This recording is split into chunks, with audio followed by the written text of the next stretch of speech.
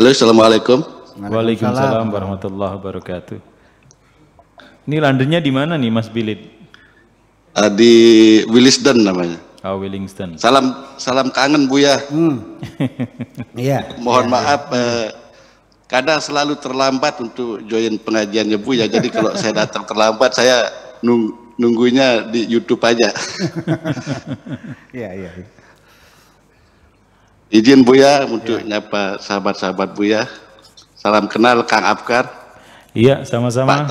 Mas Bilid. Pak Tato juga salam kenal Pak Tato. Sudah bertemu dengan Pak Tato. Siap. Sama-sama. Kemudian ada grup-grup di WA seperti teman-teman yang ada di murid Buya Sakur Cadang Pinggan. Ada juga teman-teman yang di Buya Sakur penebar virus cinta. Salam kenal. Pertanyaan saya Buya, iya. Minta dijelaskan kembali bahwa di dalam puisi Buya disebutkan bahwa kebahagiaan dunia akhirat bisa dicapai hanya dengan akhlak yang mulia. Iya. Persepsi kebanyakan kita bahwa akhlak itu adalah sopan santun. Sementara ada persepsi baru yang rasional yang sering Buya sampaikan, tapi masih belum saya begitu mengerti. Jadi minta penjelasan sekali lagi dari segi linguistik, sebenarnya mana yang dimaksud dengan akhlak yang mulia atau akhlakul karimah itu. Kemudian yang kedua, agak menyimpang sedikit, ini sering mengganggu pikiran saya. Apakah orang yang merantau seperti saya ini bisa dikenakan dalam status hukum yaitu orang yang musafir? Karena kami memang tinggal lama di sini tapi bukan warga negara Inggris. Suatu saat kami akan pulang ke Indonesia. Kemudian yang ketiga, dari puisi Gelombang Cinta kali ini yang berjudul Tanah Air Tercinta, saya ingat dan sebelum dibacakan tadi saya sudah tulis di chatting bahwa apa yang sering disampaikan di akhir acara oleh Kang Afkar, saya kira apakah ini berhubungan dengan Gelombang Cinta malam ini, yaitu Tanah Air Tercinta, yaitu salam damai bahagia Indonesia. Terima kasih. Wassalamualaikum warahmatullahi wabarakatuh. Waalaikumsalam warahmatullahi wabarakatuh. Baik, saya ingin menjawab pertanyaan yang kedua dulu. Batasan seorang musafir. Memang ketika status kita sebagai musafir, ini kita mendapatkan berbagai dispensasi dari Tuhan, termasuk puasa. Itu diperbolehkan kita tidak puasa. Termasuk sholatnya juga, itu bisa dijamak-jamak semuanya itu. Ya zuhur sama asar, maghrib sama isya. Ya kan begitu. Kemudian juga bisa dikosor. Dan banyak sekali. Sholat Jumat juga nggak wajib karena kita musafir. Tetapi sampai kapan kita itu status musafirnya ini batasannya berapa hari? Nah, di dalam ketentuan fikih yang kita dapatkan informasi dari semua kitab fikih, itu disepakati bahwa batasan musafir itu adalah 3 hari. Umpamanya saya ke Jakarta, hari pertama ya saya musafir, boleh nggak puasa, sholatnya zuhur sama asar di jamaah. Nah, setelah 3 hari ya sudah selesai, masa terus-terusan gitu. Iya. Jadi 3 hari aja. Kalau sekarang Anda sudah sekian tahun di London atau di Inggris, ya sudah bukan musafir lagi kan gitu. Ketentuannya diberlakukan seperti orang yang mukim. Itu batasnya adalah 3 hari semacam itu. Tetapi juga dalam kedaruratan itu masih ada beberapa hal.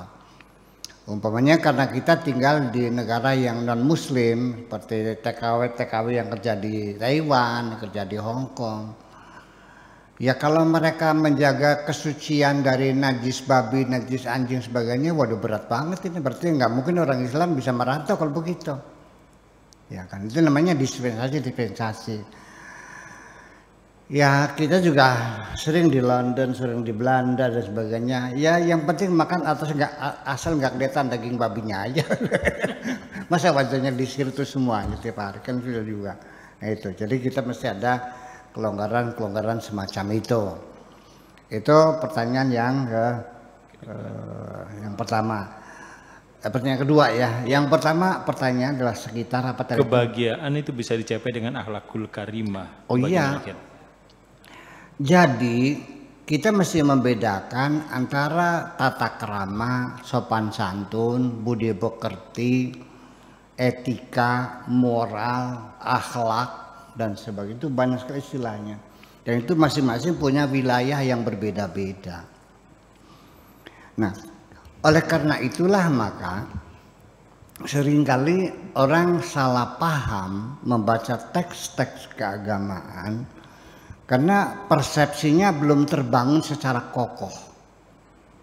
Itu sehingga umpamanya simbol-simbol bahwa apabila suatu bangsa akhlaknya masih baik, maka dijamin bangsa itu akan baik. Bahwa yang menjamin kita akan menjadi maju, makmur, sejahtera adalah sangat tergantung dengan akhlak kita. Tetapi ketika ada anak kecil ngomong sama bapaknya dengan bahasa bagongan, ini tidak berakhlak. Oke. Ya kan? Kemudian kalau lewat sama orang tua nggak bilang punten, nggak bilang nyuwun sewu, nyelonong aja. Ini gimana akhlaknya gitu. Jadi dengan sopan santun, tata krama dan sebagainya. Lalu siapa yang menjamin akhlak semacam itu akan membawa bangsa ini menjadi maju? Nggak ada urusan. Yuk kita buktikan. Anda pakai jubah semua, bawa tasbih semua, pikiran semua, dijamin maju nggak negeri ini? Yang nggak ada hubungannya. Iya kan? Ya maju ya bukan itu namanya budi pekerti, ya kan gitu. Masuk ke rumah orang, mengetok 3 pintu, ya kan 3 kali ngetoknya. Kalau 3 kali yang dijawab ya udah pulang, jangan maksa, kan gitu. Kemudian ngomong bahasa kromo inggil dengan orang yang lebih tua. Kemudian cara duduk kita menghadap kiai harus pakai lengan panjang. Itu kan tata krama, itu mah namanya budi pekerti. Nah, adapun akhlak itu sendiri yang menjamin kebahagiaan kita, yang menjamin kemajuan kita, akhlak yang akar katanya dari kholaqa. Kholaqa itu artinya mencipta. Nah, yang mencipta namanya khalik, yang diciptakan namanya makhluk. Jadi akhlak itu apa? Akhlak itu ialah sesuai apa saja yang sesuai dengan dasar penciptaannya. Ini HP dicipta untuk apa? Untuk berkomunikasi. Bukan untuk melempar kepalamu. Topi ini adalah untuk dipakai di kepala, bukan di kaki. Sendal itu adalah untuk di kaki. Ketika saya taruh di atas kepalamu, yaitu tidak berakhlak. Nah, jadi artinya akhlak itu adalah memposisikan diri kita pada tempat yang layak sesuai dengan tujuan penciptaannya.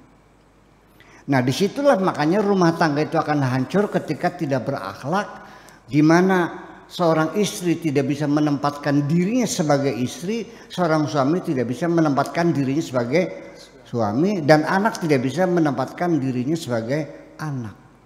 Yang jadi masalah menempatkan seseorang pada tempat yang tepat, to right the place, the right man to place the right man on the right place, itu bukan hal yang mudah. Kalau kita menaruh cobek di atas kasur, itu bantal tidak protes, Pak. Naruh sandal di atas di bawah bantal, itu kasurnya nggak marah. Tapi ketika kita menaruh seseorang pada posisi yang tidak tepat, di demo, Pak, itu persoalannya.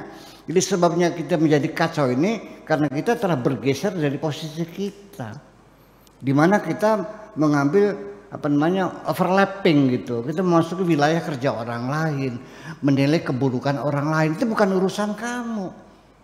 Termasuk mengkafir-kafirkan orang. Dari mana kamu tahunya dia kafir? Kamu urusan hati kok. Nah, ini kan masukkan dirinya sebagai Tuhan, mengkafirkan orang, memastikan masuk neraka. Memangnya neraka punya nenek moyangmu? Dijamin masuk neraka. Memangnya kamu yakin kamu masuk surga?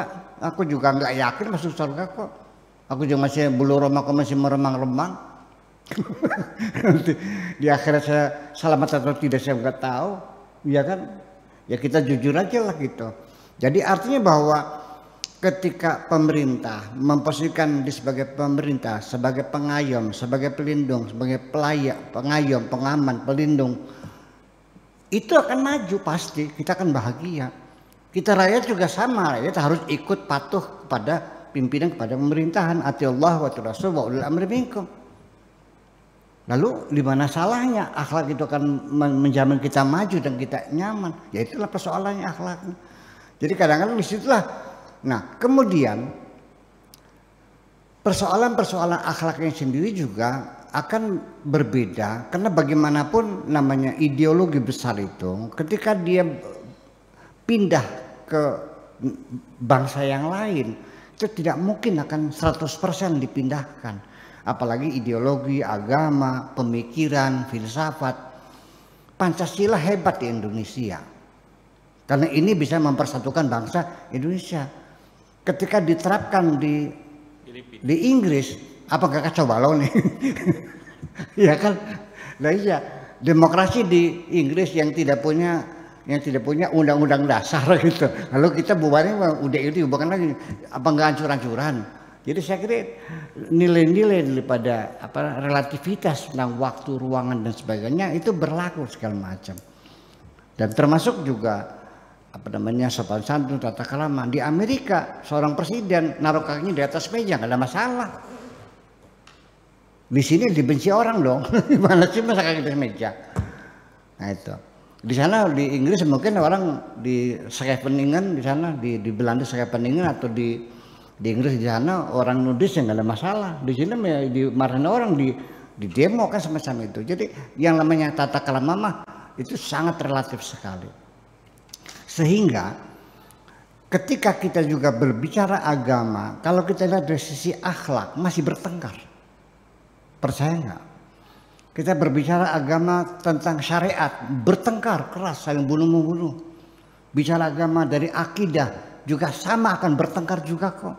Orang Mu'tazilah, kaum rasional juga dibunuh-bunuhin kok. 10.000. Ya, pertempuran perang antara Syiah dan Ahli Sunnah sampai sekarang berlanjut banjir darah. Ya, masalah akidah baru kita akan berhenti bertengkar ketika berbicara agama dari sisi cinta. Terima kasih. Gitu aja.